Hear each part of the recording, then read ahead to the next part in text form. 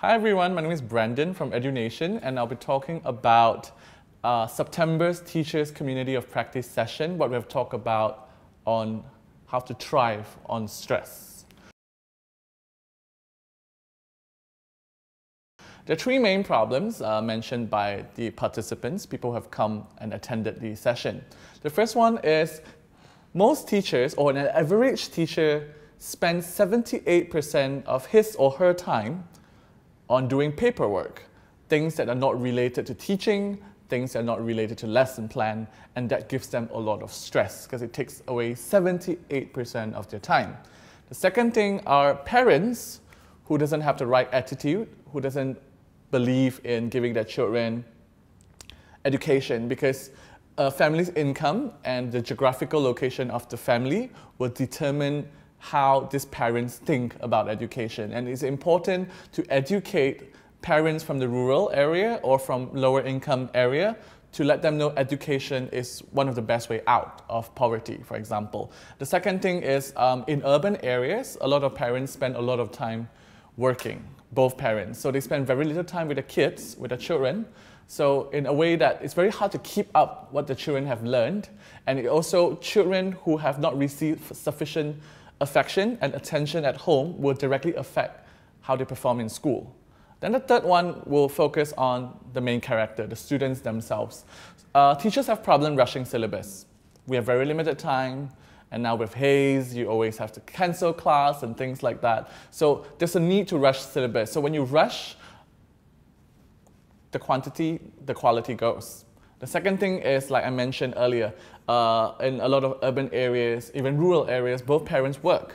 So children have emotional baggage, and that directly affects the way they perform, the way they communicate with other students and with their teachers. So these are the three things that we have covered at this session. From my own perspective, there are ways to solve these problems. Workload-wise, it would be amazing if we can have proper documentation system, or we can get students to volunteer to help teachers to do the paperwork, like keying in scores and things like that, and stable internet in school. That would help a lot. For the parents' point of view, I think it's more on awareness and let them feel what is needed.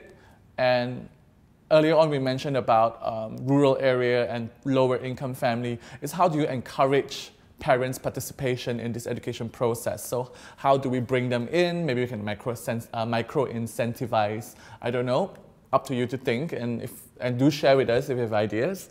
And we talk about students. Syllabus is how do we have, if we can solve problem number one on workload, teachers will have so much more time on lesson plans, which will make syllabus so much more interesting while rushing it. So you see each problem tied to each other, if you see it by now. And the last one is emotional baggage, is if teachers and school can give students a safe environment, students will share.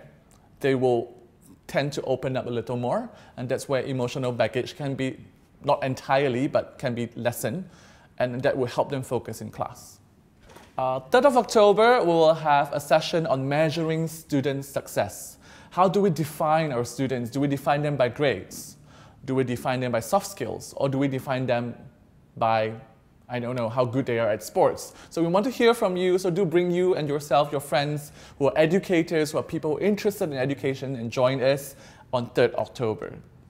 This is the address. Okay, bye, and I'll see you on 3rd October.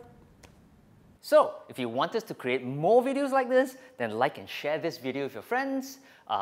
Like us on Facebook, follow us on Instagram and Twitter, and for thousands more videos like this, go to this link down here. And finally, subscribe to us by clicking on my face.